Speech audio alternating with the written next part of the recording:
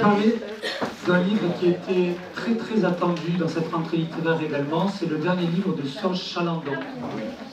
Serge Chalandon, qui est un écrivain très estimé, et très estimable, et qu'on aime beaucoup, enfin que j'aime beaucoup en tout cas, qui a écrit des livres comme Mon traître, Retour à Kingsbay, etc. Et qui est d'abord un journaliste, un grand reporter, qui s'est reconverti avec bonheur dans l'écriture, et qui, depuis quelques années, nous gratifie de livres excessivement forts, souvent à partir de près ou de loin d'une histoire personnelle, de son histoire personnelle. Alors là, il s'agit du livre L'Enragé, avec ce bandeau voilà, de loin, page 7 dans la liste, à moins que je me trompe, ce qui ne serait pas la première fois. Alors, de quoi s'agit-il? Août 1934, dans une colonie pénitentiaire pour mineurs de Belle-Île-en-Mer, une magnifique île qui a servi effectivement pendant des dizaines d'années de pénitencier, de maison de redressement, maison de correction, on peut le dire de toutes les façons possibles et imaginables, mais voilà, il n'en reste pas moins qui c'était bien cette réalité. Donc en août 1934, suite à une violence, la violence de trop, on va dire, ça se passe dans un réfectoire, un gamin n'a pas le comportement qui convient au moment où il faut manger, etc. Et le maton, là, on ne peut pas parler d'éducateur, hein, va le violenter, jusqu'à lui casser les dents d'ailleurs. Alors il faut voir, hein, le réfectoire, c'est tout le monde dans ce sens, par exemple. Ils ne peuvent même pas se parler, c'est-à-dire les gens sont comme dans une classe, les enfants sont comme dans une classe, les uns derrière les autres. Je ne vous ai pas dit, l'âge de ces enfants, c'est entre 12 et 21 ans. La majorité, à l'époque, évidemment, n'était pas celle-là. Donc, du coup, révolte des gosses, et 56 d'entre eux vont s'évader. On en retrouvera 55. Le 56e a disparu.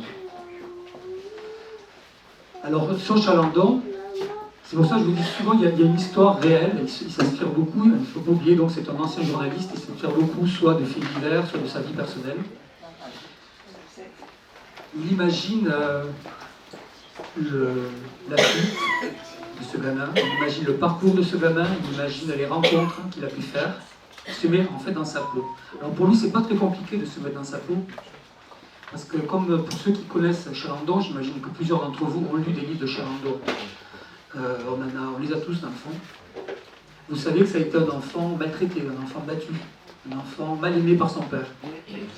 Et cette histoire, évidemment, l'a beaucoup touché personnellement, l'a beaucoup ému, et dès lors qu'il a appris ce fait divers, il s'est rendu sur place pour enquêter.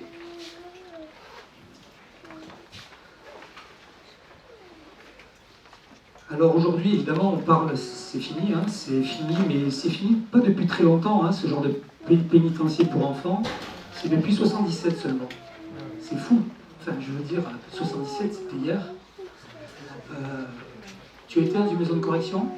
C'est pas toi le 56e? Non. Ah, éducateur. Je pensais que c'était... Donc, éducateur, donc c'était un des bourreaux dont je parle, qui est dans le bouquin, hein, parce que ce sont quand même des ordures, hein, il faut le dire, la plupart, c'est... Non, mais Michel, lui, c'est un éducateur d'après 77, j'imagine. Quand je suis arrivé dans la maison de correction, il y avait des taches de sang au mur. C'est très bien décrit par Chalandon dans son livre. En fait, la violence, elle transpire dans la première partie du bouquin à travers toutes les pages. Alors évidemment, ce serait insupportable s'il n'y avait pas des bouffées d'espoir, d'oxygène, etc. Parce que dès lors que les enfants vont s'évader, dès lors que cet enfant s'évade, il y aura aussi des rencontres, des belles rencontres, des moments de fraternité, des moments de... Il y a des gens qui ont aidé ces enfants dès lors qu'ils se sont retrouvés sur les routes. Alors, vous imaginez l'horreur de cette histoire, c'est que évidemment ils ont fait le mur, mais c'est une île. c'est une île. Et une chasse, littéralement, va se mettre en place, en route, pour retrouver ces gamins. Les pouvoirs publics vont même rémunérer les gens de l'île, paysans, ouvriers, gens de tout horizon, pour participer à cette chasse à l'enfant. La récompense était de 20 francs argent pour chaque enfant ramené. Pour la petite histoire, Prévert était sur l'île, Jacques Prévert était sur l'île au moment où cette histoire s'est passée. Alors vous imaginez Prévert avec sa sensibilité, il a été absolument effaré par ce qui se passait. Et d'ailleurs, il en a tiré un poème que vous retrouvez dans le recueil Paroles. Tiens, Michel, viens. Toi qui as été impliqué dans ces histoires, si vous voulez bien, ça changera un petit peu du blabla. On va peut-être vous lire ce court poème donc, qui s'appelle effectivement La chasse à l'enfant et qui est directement tiré. Alors, ce que je pourrais dire, c'est que beaucoup de gens connaissent ce poème, beaucoup de gens l'ont chantonné, l'ont appris à l'école, etc., sans toujours comprendre ce que ça recouvre de malheur et de drame. Bandits, voyous, voleurs, chenapans. Au-dessus de l'île, on voit des oiseaux, tout autour de l'île, il y a de l'eau.